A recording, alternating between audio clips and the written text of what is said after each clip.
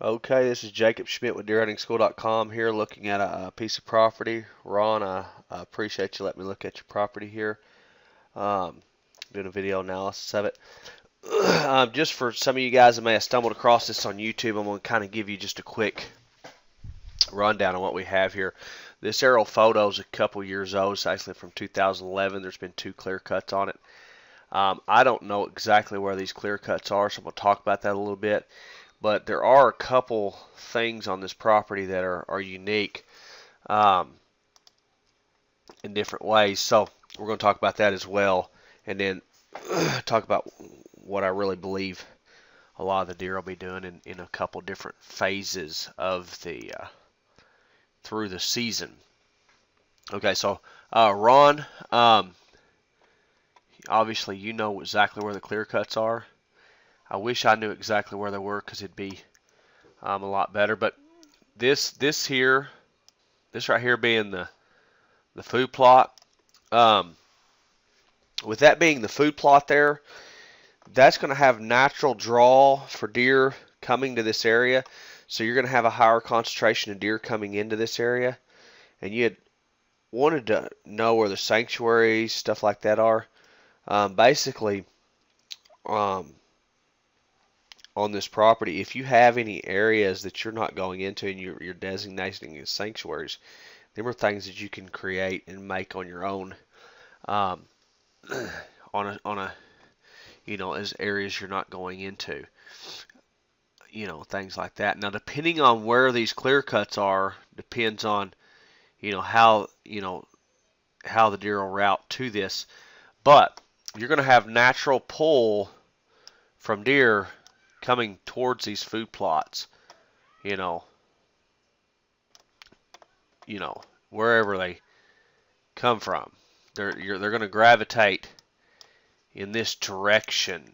Okay, so as you keep that in mind, one thing with trail cameras, with the technology we have, trail cameras and things, you can set trail cameras up on this food plot, even if you never even hunt off of it or never kill a deer.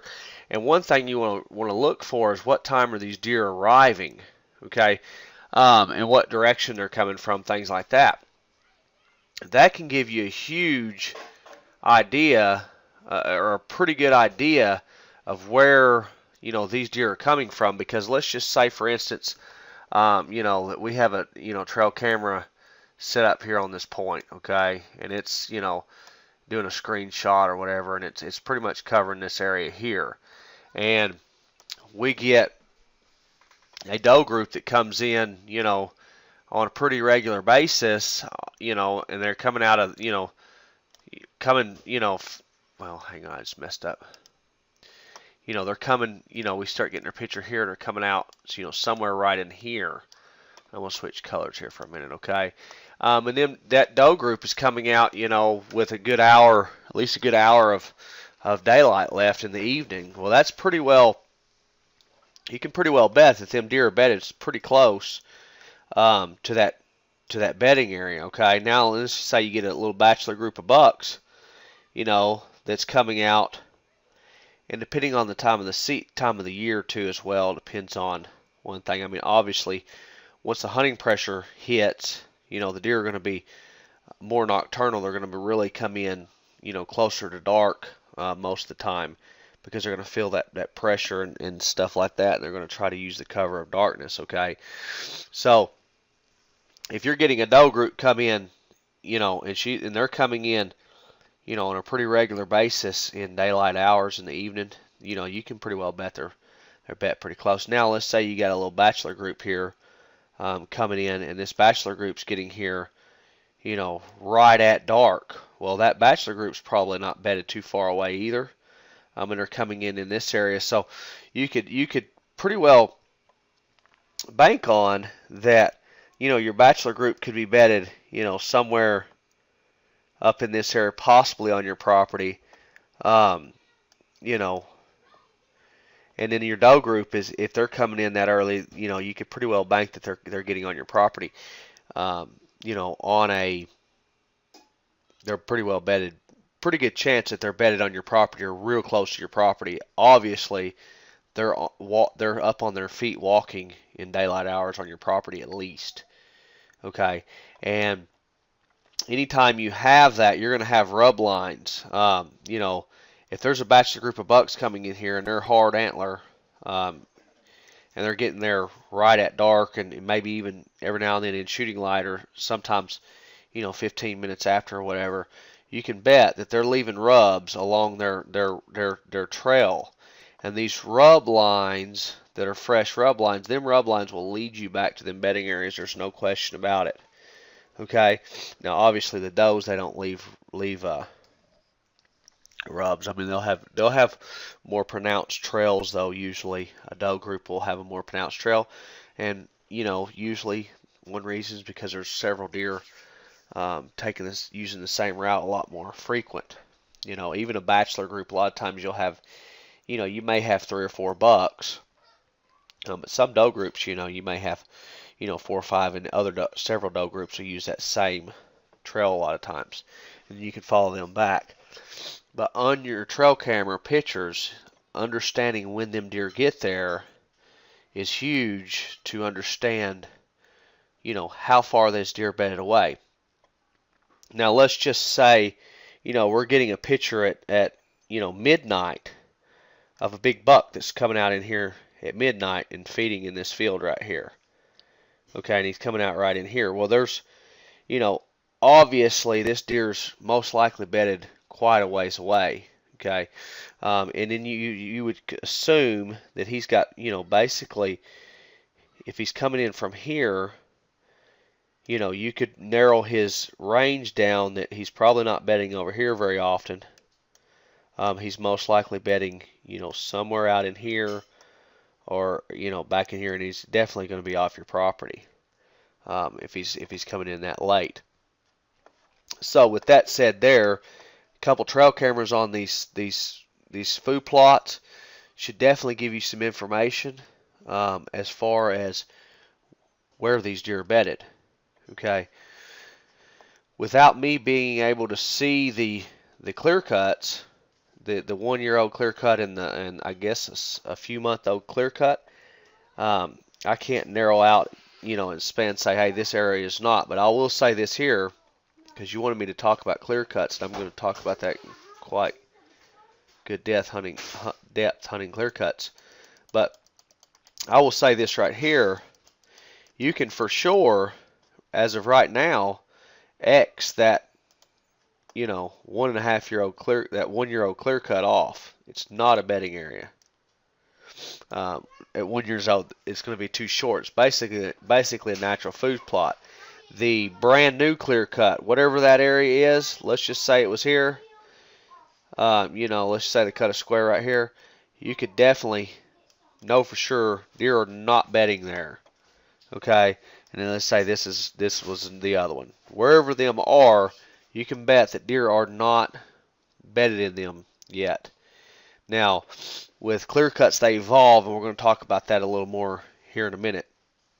But you know where them are on your Google Earth, mapping your area out. You can circle them, X them out. They're not bedding areas right now. Now we're going to discuss how they evolve here in a little bit, because they will turn into bedding areas for sure really soon. But right now, them are natural food plots. They're going to have, if they're allowed to grow up, they're going to have natural food source, basically not no different than this big food plot you have here.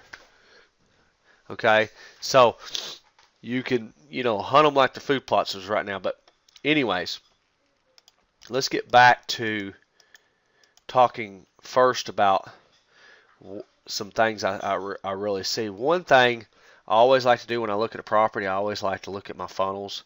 Where are deer bottlenecked down? I like to look for the bedding areas, the food sources, things like that. But one thing I always, just because usually your highly visible funnels, easy to see, and they're going to have pretty good deer traffic coming through them, especially in the rut and things like that. So you're going to have one here where these two corners come together. Okay. You have, a funnel there. possible funnel here. So one good spot, I believe, you're going to have deer come in here, or they're going to come here if they're holding to cover, okay? And, whitetail deer typically hold to cover. So with that, said, basically you have two funnels pointing right in here to a pretty well-defined area here, okay? And that's not too large of an area, so that's an area to check out there and look into, seeing if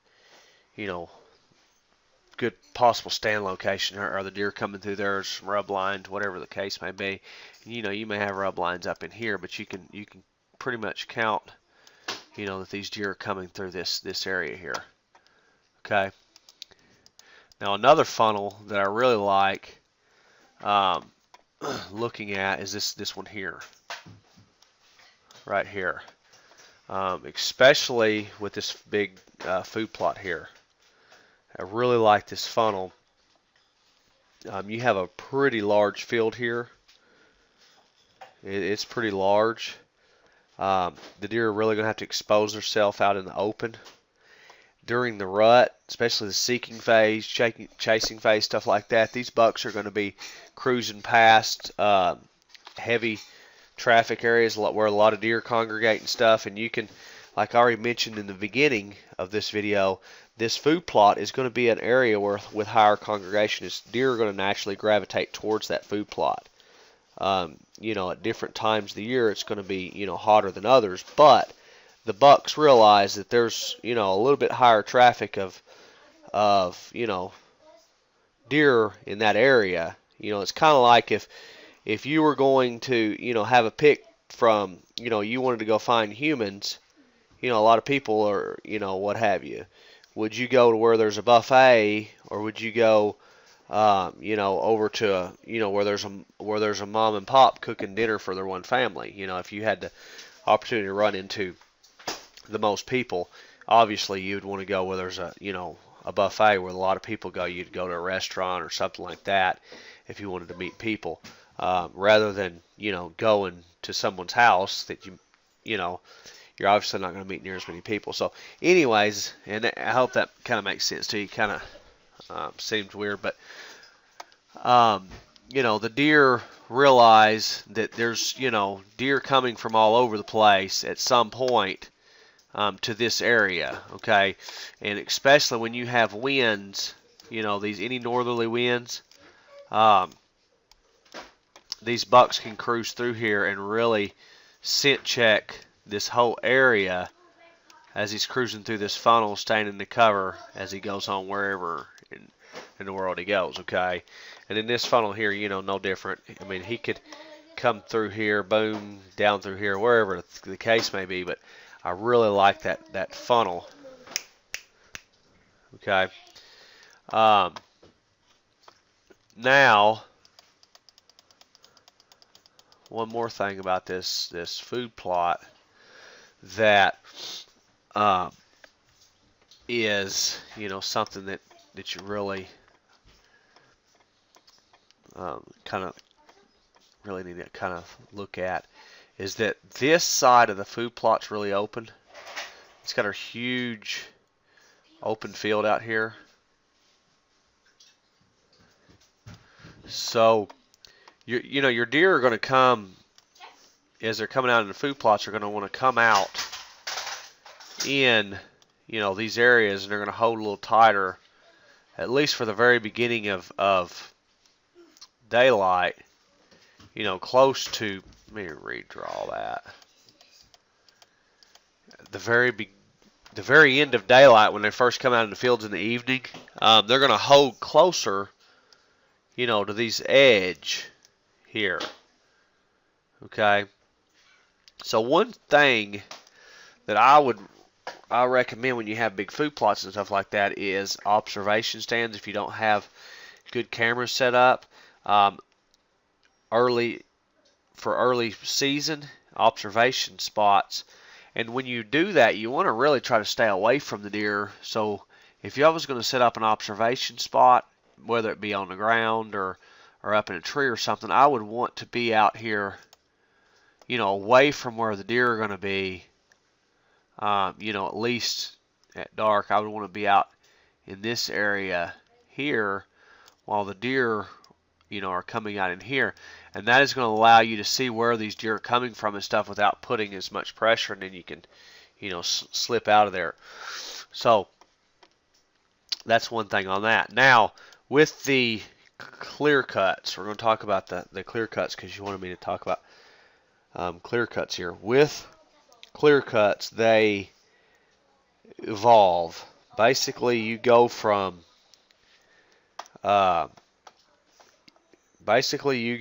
what you have right here, what you see right here in this circle, goes from big mature trees all in a matter of a day or two to dirt. And there's some treetops and stuff, whatever, and then they'll replant it and everything. So basically, you go from forest to dirt, and lots of sunlight on there, and you're going to have a lot of regeneration of young growth, okay? And that takes place relatively quick, depending on when they cut it. Now, obviously, if they go in and they cut this thing in November, there's not going to be anything there until, the next spring, because it's not going to regrow in the winter. But, if they was to cut this, at the end of March, go in and clear cut it, well, as soon as that stuff's going to start regrowing real fast. And you're going to have a lot of young, tender, natural browse in that area, okay? Now, depending on where these clear cuts are and how large these clear cuts are, depends on how the deer are going to use it. If they're not massive clear cuts, these deer may hit these clear cuts as natural browse on the way in and out from these big food plots you have, okay? Because there's just tonnage of natural young food in there, and that's what they're going to use them at. And you've got one that's brand new and one that's a year old, okay? And I like that because of the diversity, okay? We're going to say this is the brand new one, okay?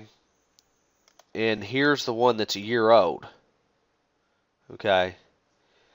This one that's a year old is still food. It's still going to be pure food source, but this year coming up, this thing's really fixing to grow. It has a year's worth of growth in it right now, so it's up a little bit. This next year, this thing's going to get up a lot, quite a bit higher. So the deer are going to feel a little safer out in this one in the daytime than they are this one, because this new, I'm going to put new so we know, this new clear cut and this 1 year old clear cut, the difference is the amount of cover in this clear cuts, okay?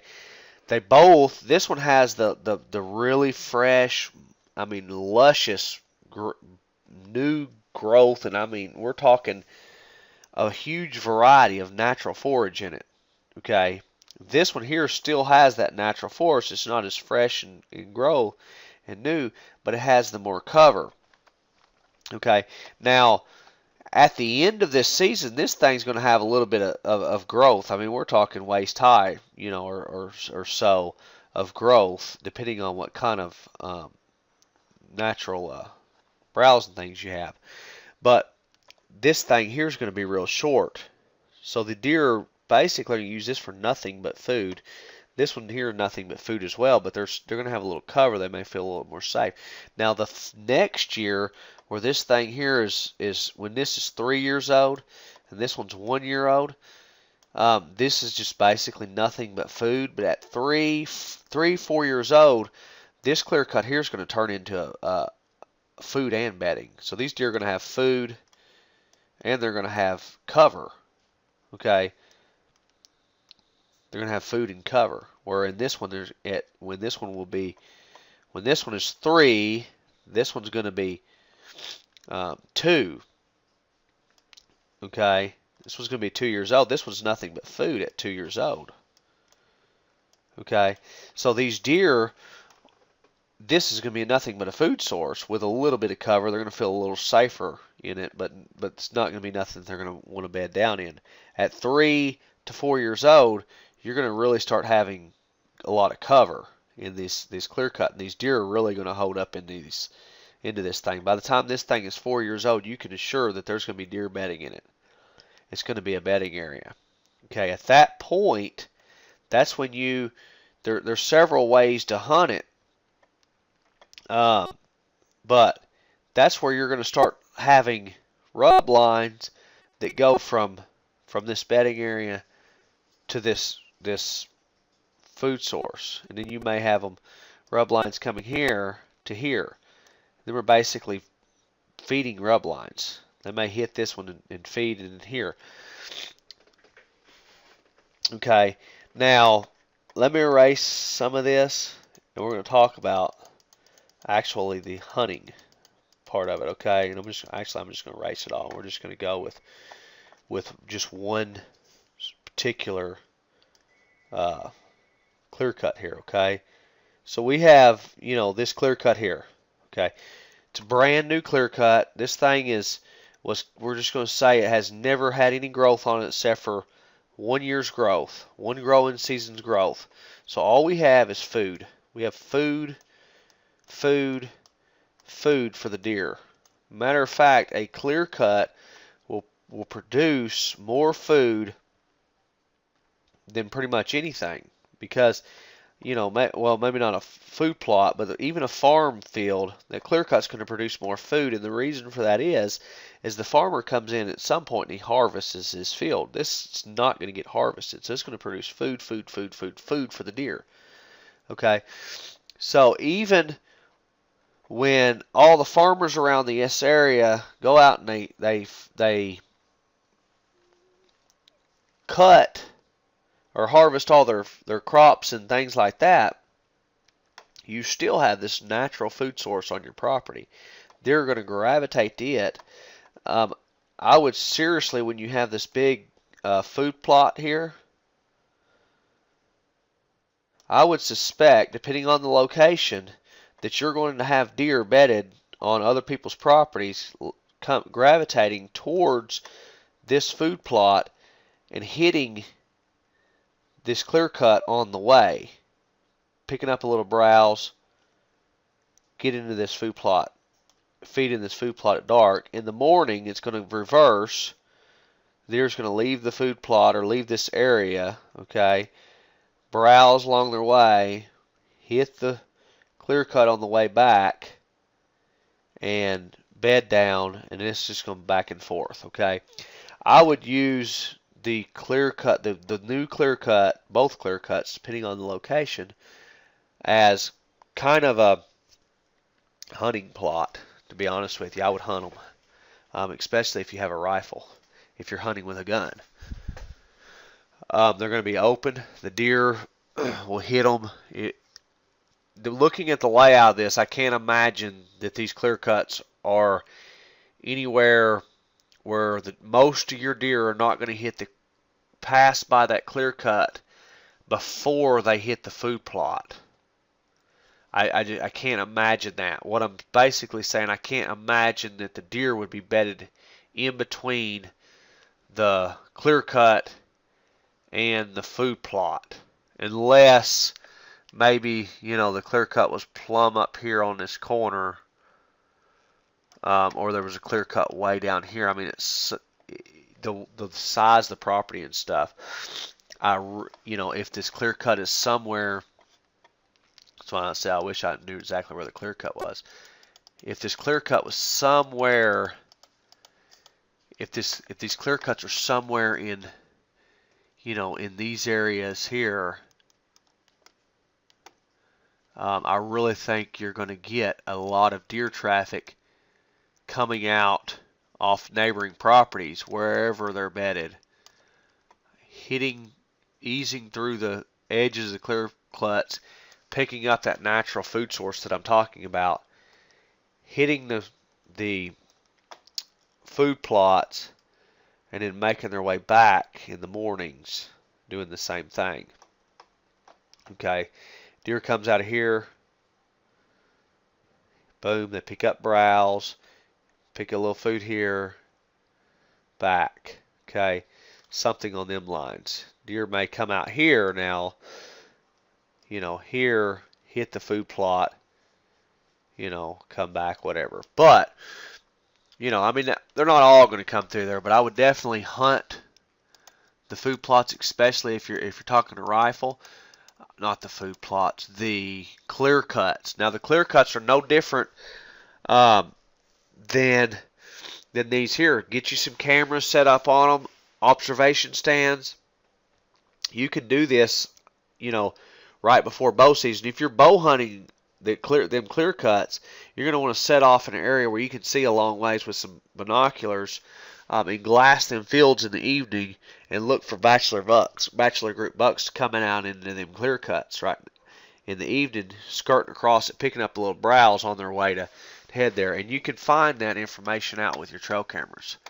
If you get trail cameras on this field, you're going to see if you've got mature bucks, because they're going to come out in this field somewhere at some point. If they're coming out anywhere close to legal shooting light, and let's just say the example I talked about earlier, there's a clear cut somewhere. Let's just say the clear cuts, well, let me redo that. Let's just say that clear cut is somewhere in this circle here, maybe. Okay, somewhere in there. There's one of them somewhere in that area. Okay, and that batch. Remember that I talked about that bachelor group bucks that was coming out right in here, and where I gave the demonstration. Our trail camera was here. I'm just giving this an example.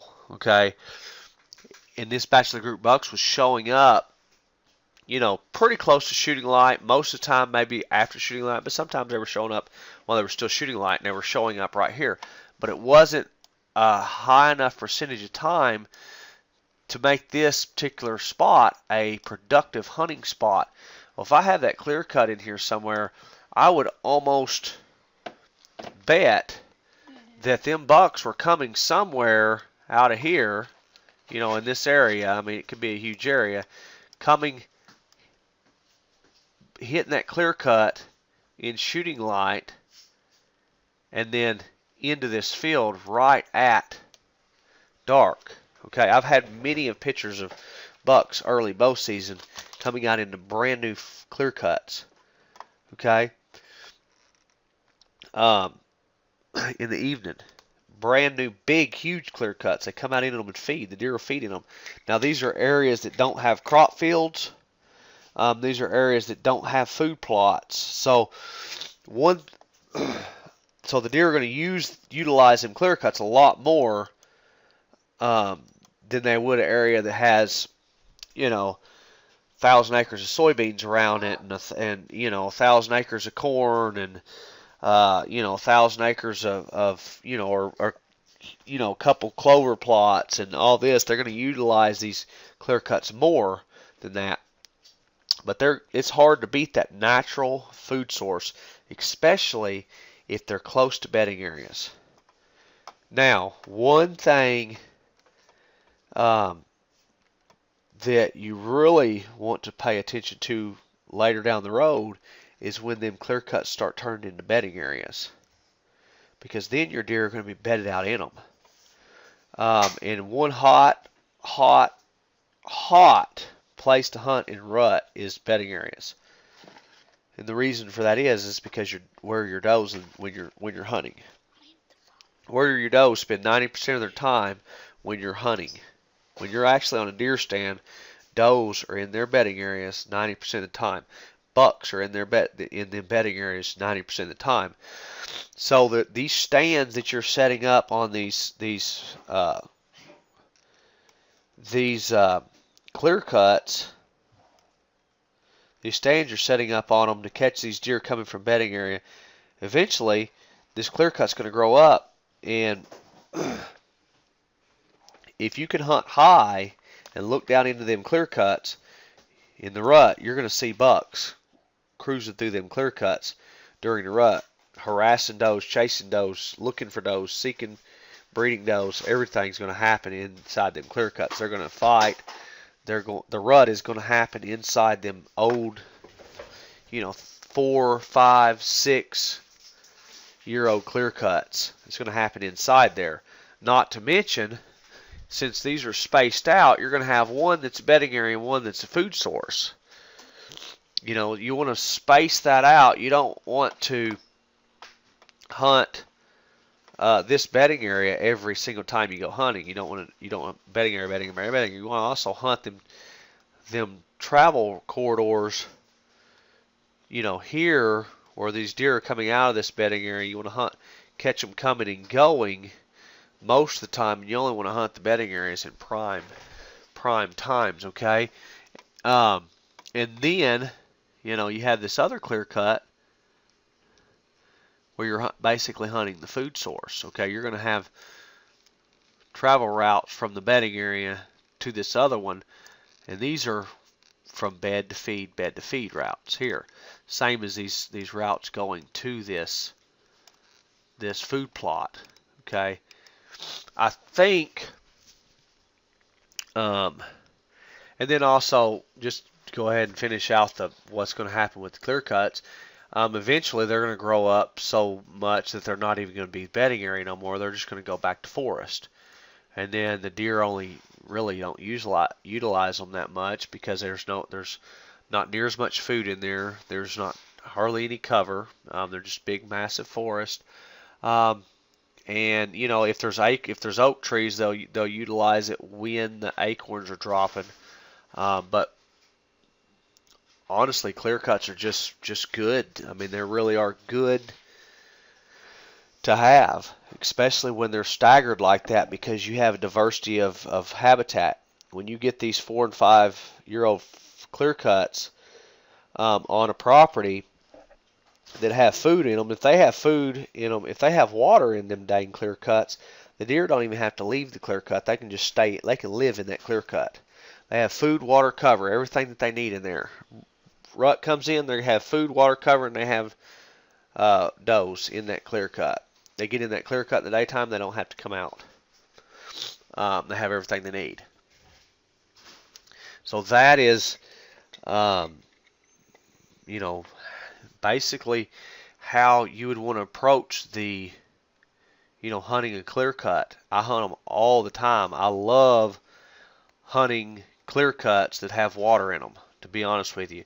I had a guy that said he's figured out my strategy because I hunted water a lot last year. He's seen a lot of my videos, and if you noticed, nearly every one of them was on water. And that's not my strategy. If you get some of my other educational resources, listen to some of my videos, you realize it's way beyond. My strategy is far beyond just hunting water. But we had a really dry season, and I have at least 5 stands ready and set up on water hose inside old clear cuts that are well, as soon as they clear cut it, I realize that there's a water hole in there. I'm going in getting ready, figuring out where I'm going to set up and things like that while there's just still dirt there. And then I wait 3 or 4 years and I go start hunting that thing. And why would I do that? Especially on warm days, unseasonably warm days when it's dry conditions like we had last year a lot. We had a lot of cool weather, but we had a lot of dry weather. It didn't rain. We had like maybe an inch or two, a couple inches of rain through about the first 3 months of deer season.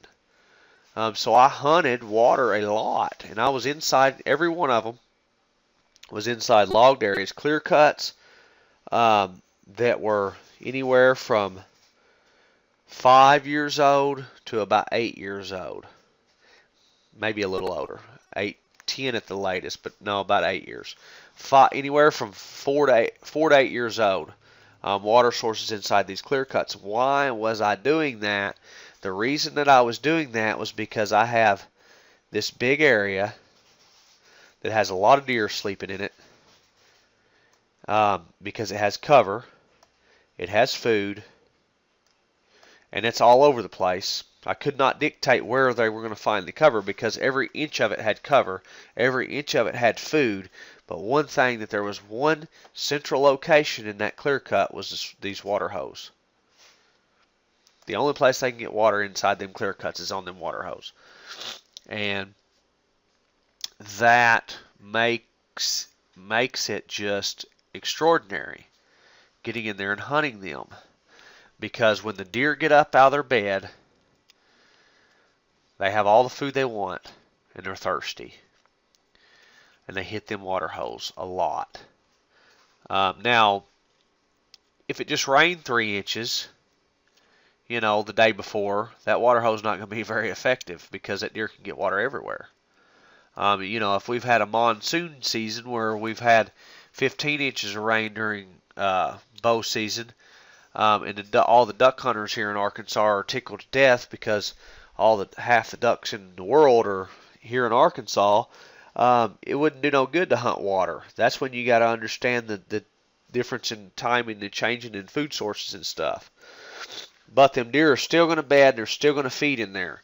I'm still going to hunt them clear cuts, because I know them deer are bedded in there, and I'm only going to hunt them at certain times. Okay, I'm going to hunt them in the rut hard and heavy inside them clear cuts, because I know for sure that there's does bedded in there, and I know when a buck comes in there and he gets close to a doe, or multiple bucks get in there with a estrus doe, my chances of getting a shot at one of them bucks go up big time.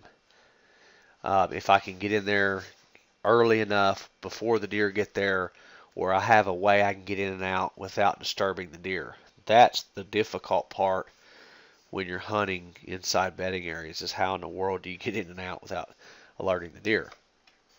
My strategy is having multiple bedding areas to hunt, and having huge bedding areas. Huge clear cuts. I hunt clear cuts that are 100 acres clear cuts. And a great strategy is getting up high in a tree with a rifle during the rut and looking out over them. So anyways, I hope this here helps you out. If you have any questions or anything, shoot me an email and I'll help you out. I hope anyone else that watches this here, hope this video helps anyone out. Guys, check out deerhuntingschool.com for more tips, information, things like that on deer hunting. Guys, this right here, this video you just watched is a video analysis that I have available on my website.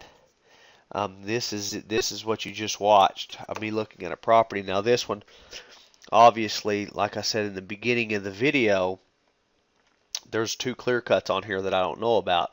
But in the email, I was able to know that information because of the hunter that got the video analysis.